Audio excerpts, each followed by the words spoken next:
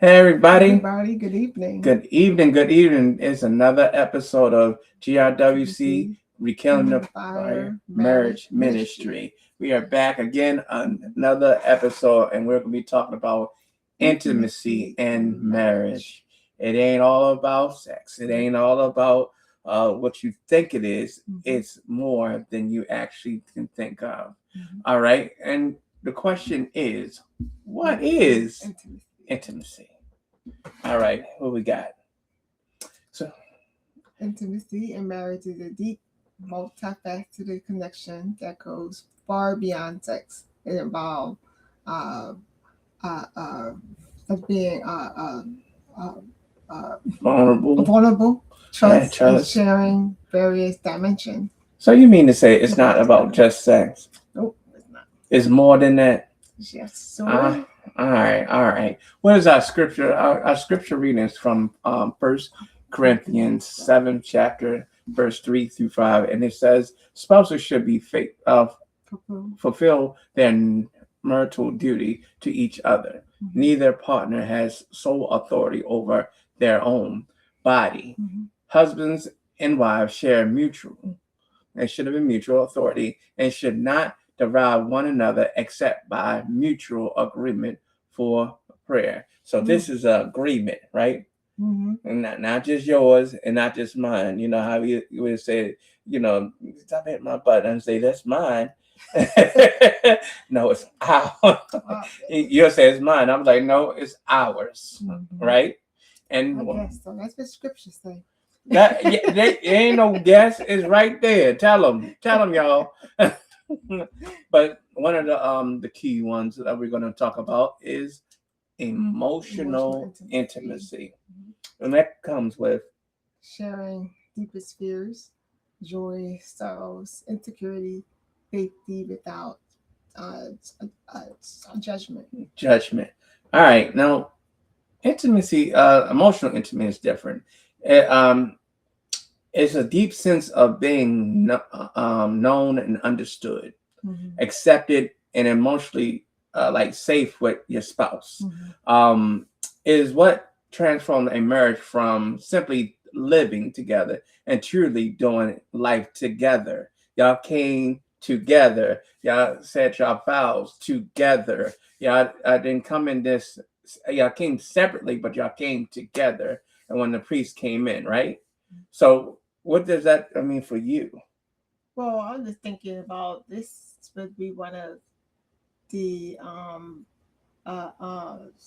like the pillow talk things, when it's just like you and your spouse and y'all just talking and like being vulnerable. Like sometimes we just have to listen to our spouse because we never know what's on their mind or what they want to talk about.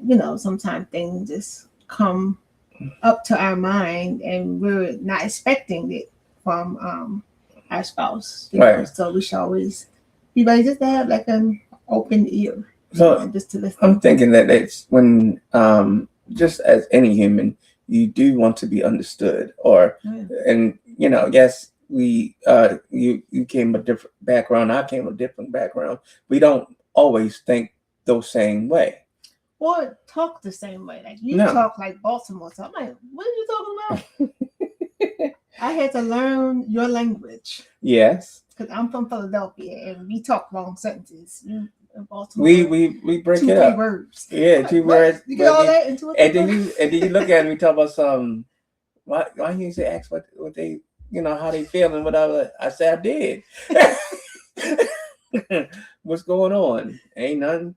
All right, we just kept it moving. But we said a whole bunch. We had a whole conversation in that.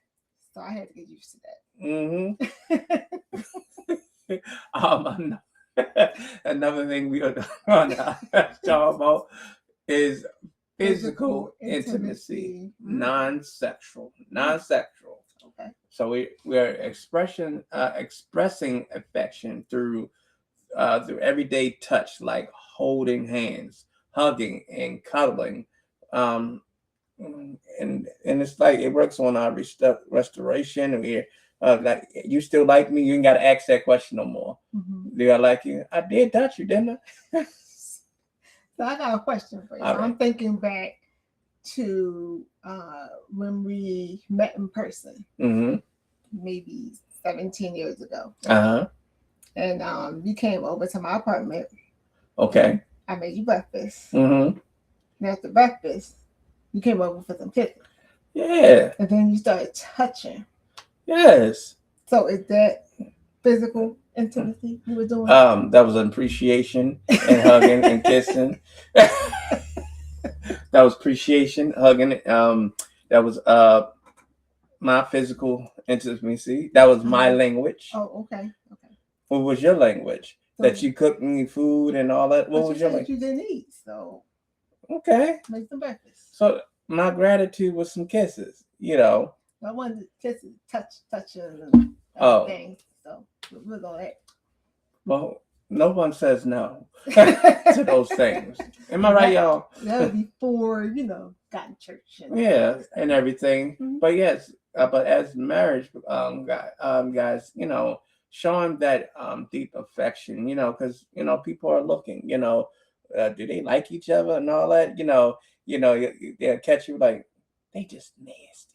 But we don't really do that too much in public. But I do remember when I first went to the movies, you probably traumatized that little boy. He was learning. He was just learning, What better way, Teach them the way they should go. That's terrible. I don't remember what that movie was about. It was Transformers back then. I remember what it was about. It was my love language, just trying to get closer to you. Us cuddling and us just getting deeper with one another. And as time go on, this is 17 years later, still doing the same things. And to me, it holds true. I mean, what about y'all? Hold a hand might not be a thing. Culling is your thing. Or hugging, all those different things. It's to each his own. It's just that you're expressing yourself in those different ways. Some people like it private. I'm more open, but sometimes private at the same time. You just choose what your partner wants and needs. Another thing we will be talking about is what? Oh, what we were leading to. Sexual intimacy. Connecting physically and passionately as a mutual expression of love and bonding. Yes. Yes. We need that in our life. From two bodies just coming together and basically coming one. Loving on each other's on a whole different height, different frequency, attraction, breaking down different layers of love, and heightening those senses. So this kind of makes me think of the time, because you went to school for, one of the things you went to school for was like massage, like therapy.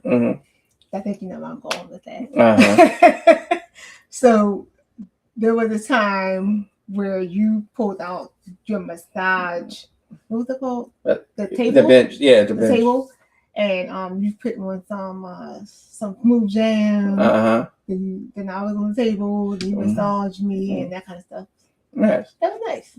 And that comes to it doesn't have to be. It wasn't just it doesn't. It was sexual. Yeah, but it doesn't have. It's a different kind of intimacy, but it was a different kind of sexual. Because after that, you didn't know how to behave. If I recollect, I was behaving. That's a smile, y'all. I think I behaved. You think you did, but it was awesome. Another way of showing expression of sexual intimacy with one another. It was it was a lot of passion. You know, it was out of the realm. All of it. I didn't know Yeah. you were going to do it. You know, other things like, you know, taking a shower together. It's just like to each his own. What make y'all comfortable. Well, it should be comfortable. I mean, we should do it on the honeymoon.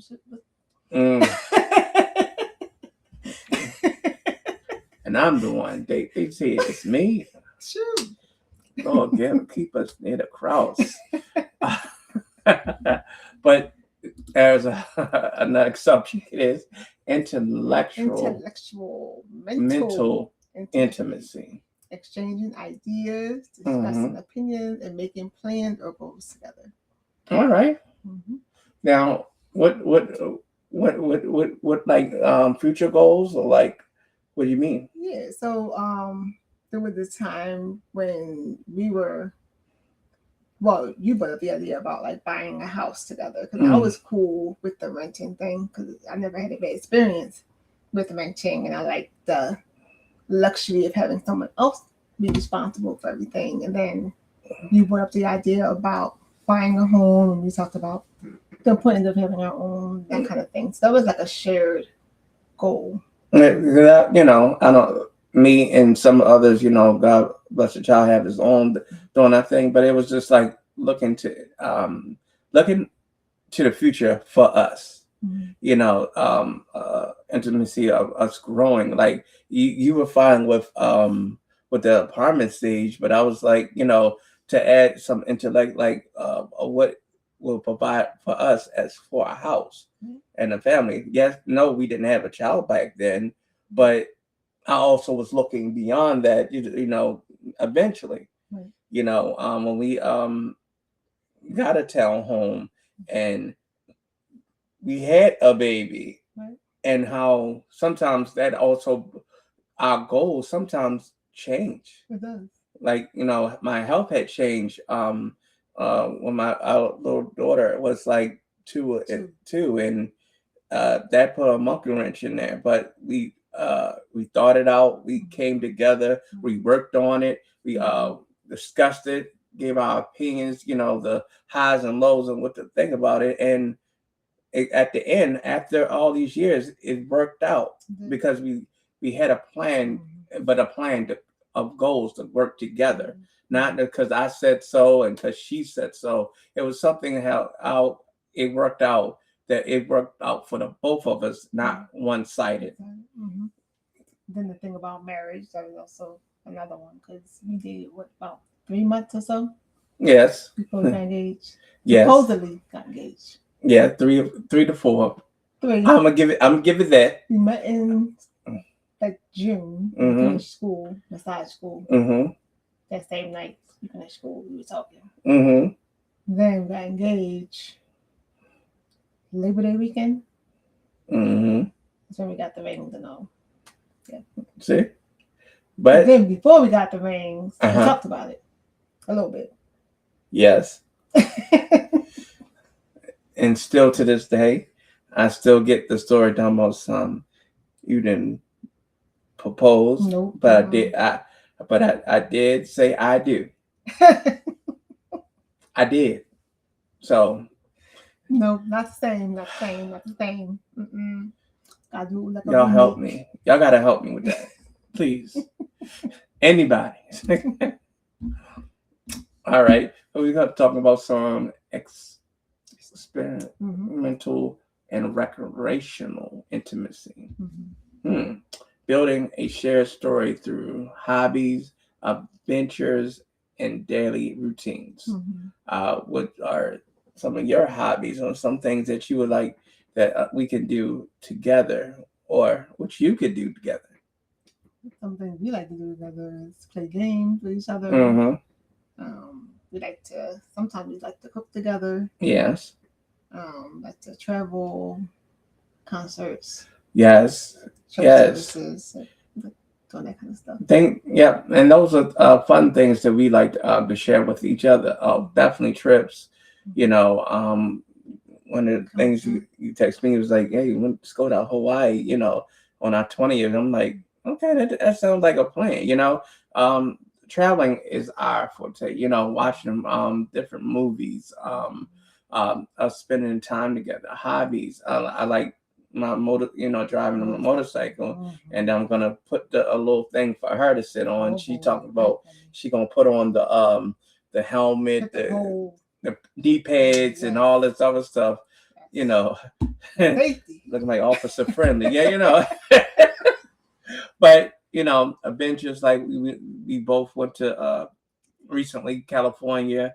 Planning on things going out of the country. It's like it is an adventure. Especially if y'all have not experienced it and y'all experiencing it together. Together. Yep. Anything? No. All right. This is a big one that you really have to be to watch out. Financial intimacy, and that's being transparent and aligned, reading regarding money, budgeting, and financial goals. So definitely having it's like almost like a business plan almost, but it's about y'all, what y'all focusing on. Yeah, you can spend money, burn money, but what's it doing for y'all? What are y'all budgeting for? Because one of the things I would think that definitely for me, and probably anyone, is not to be in debt. Yeah, it's good to go out, but it should be a time and place for everything. When y'all can come, she'll go and maybe spend some money. Then it's like, what did you buy? I ain't buy that much. This receipt don't feel like nothing. My car don't feel the same. It's kind of warm. But what I mean, it's us working on financial goals that we are hitting it and respecting each other's boundaries in that. Yes, our income together. Yes, I would want the best for her, but there has to be, and for me, but it has to be a boundary thing. Like, okay, I want another motorcycle, but I also gotta look at reality. Look at, what do we need? School's coming up right now. We can't just be sitting there and be like, we're going out and all this other stuff. And we know that our daughter is gonna need school supplies. Our daughter gonna need this and that. You get it's really gonna be being budgeting and being responsible. Yeah, they never know something around the house needs to get repaired. Like you don't want to work for the rest of your life, so you want to have a plan to how you both can save to retire, so you can enjoy the luxury of retirement life. God's willing. God's willing. That's right. Because when we were talking about physical intimacy, it's more than sex. Many people reduce physical intimacy to sexual activity, but it begins long before the bedroom. You know what I mean? Like the kissing. Is one thing we do across the room, and do the eyebrow thing. And she's like, just nasty. All that comes into to what we want. We one flesh. We together, and sometimes we are battling principalities to try to break this up. And not to say not all these things that we're talking about, the sexual intimacy, the intellectual, mental intimacy, are so many other layers, but there are times that we come together even the more. But I think we learned about the intimacy piece more so right after you got sick. Right. Because we met in our 20s, so we were very young. So spring chicken and everything. Yep. Spring chicken, everything, for those who don't know, I struggled with kidney failure, and that did take a toll within my health a lot. We're still here, and it was like it took all these things to plan, to find other ways to adapt through basically this harsh climate when marriages are being attacked each and every day. We have social media. Every time I open it up, it's going against the grain. You know what I mean? So that's why we have to not only practice what we preach, but do different steps to make it better. Because we could be downstairs eating whatever, come out and have a whole full blown conversation, but it's one of those conversations that bring you together, and it could be a intellectual thing, it could be a sexual thing. It bounces all over, and you just sitting there like, Yeah. Not only that though, it's like as we get older, we all change. We're not the same as you were in our 20s, so we have to love each other through the different stages of life, because we're all going to change. We might not have the same interests you did in the 20s. Right. I'm still 21 if you want to know. So it's like, you're still learning each other. You're always going to still be growing. So intimacy is always going to be important throughout your marriage. And we said this last podcast that a healthy marriage requires maintenance, not just repair. You're constantly things sometimes come loose. Some things need to be tightened up. Something's going this way and something's going that way. But we have to make that conscious decision, be intentional to make it come back together, no matter what is going on. At the job, what's going on politics, what's going on. But what we had signed up for was forever, no matter what, and all those different places we might fall short, but it takes one of us to say, hey, babe, we kind of ain't had time to talk. We kind of didn't have, we use pillow talk and things like that. We need those things to function and see where we're going. And also think like throughout the day, like you can text each other or call one another. You say those flirty conversations, and that leads to when you come home. Right. You open nice invitation. It's an open invitation. Oh, you was talking all that stuff earlier. Like, Say, I wasn't talking. Yes, she was. Say it now. Say it now.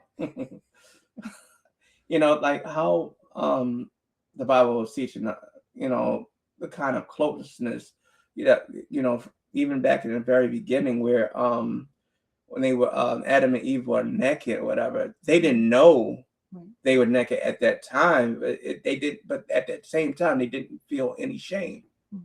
So we're bringing that same attitude into this marriage.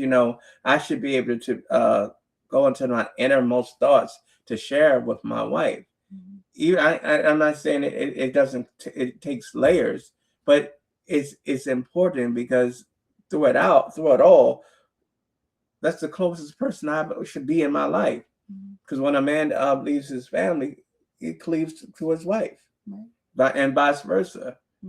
Because I shared with him like the other day, getting married 16 years now. So I had like a revelation the Lord gave me, like why He brought Lamar right into my life at the time that He did. So we had that intimate moment. So I shared that with him because we only dated like 3 months, before we got engaged. So right around that time, my mother got sick, and we had to place her into the psych ward. So my mom has always been the strong one, always been my strength. So God knew before I knew that I needed someone, just to lean on, someone, just to be there for me while going through that experience. And my parents, I like divorced like after 25 years. So I needed someone there with me. So God had brought him right into my life unexpectedly. And she was going through school, she was in school, at town home and everything like that. So, even the night that I graduated from one of the schools, Baltimore School of Massage in Lancaster, in Pennsylvania, that's the day I prayed for a spouse and everything. It was like a real plead. And that's the same day she texted me on blackpeoplemeet.com, and we hit it from there, and things just took off. After 3.5 or 3 months that we got closer and closer, but at the same time we were getting closer and closer with the Lord. You know, but we had just moved in about a couple weeks later after we met. Because I was moving from Lancaster over back to Baltimore again. That's what he says. He's supposed to move to grandma's house. Yeah. I don't know how that happened. I don't know. Because you let me. We had a brief conversation about that. For the record, she did not deny it, and I took it as you gave me that little sad look. Like the me and grandma looked at each other like, where are you going? Talking about the day I came down the steps with my laundry basket and the suitcase. A laundry basket, y'all. One of them old school laundry baskets. The one with the holes on it. Got the holes on the side, y'all. The old school laundry basket and a suitcase. And he didn't move himself in. Me and grandma sitting on the couch looking at each other. Where he going? And grandma, God rest her soul, she's like, she was bold, baby. Like, you had to sign no new lease either. Don't sign nothing. But so everybody find a piece. And I appreciate those moments because it built a foundation even in that early stages. Probably didn't seem like we should have known each other that good and all that, but this was our story. Everyone gonna come with a different story. Right. Yeah, you can judge it all you want, but look at it. Look how God works. You know what I mean? We're strong and ever, and through the sexual, all these different topics that we have been talking about ever since we came into podcasting, it holds true. It does. We leave here and we talk about something else. I can't wait for our next episode, but it's gonna happen. So I'm glad that y'all were able, but we didn't do to think about moment. Yes. Wait a minute. Think about for your pillow talk tonight with you and your spouse. All right. Which area have you and your spouse mastered? And what area do you and your spouse need to improve? We all need to improve on something. And that's what it's an ever learning lesson. But being aware of those moments of what is going wrong, what is going right, and where things can improve. You can't tell me that every one of those subjects that you were like, I'm the best and all that other stuff. You fall. But what about what do your spouse feel? So these are things to think about. And things areas that you can improve in. Yeah, start talking, pillow talk. Start getting closer. Start loving on each other. Really, truthfully, sex is great and everything, but it's more to it. It says intimacy and marriage. Yes. So y'all got to work on it, and just as we are working on it each and every day. Yes. That we love y'all. We thank y'all for joining us again for another episode, and just stay tuned. We'll be back. All right. God bless you. God bless you.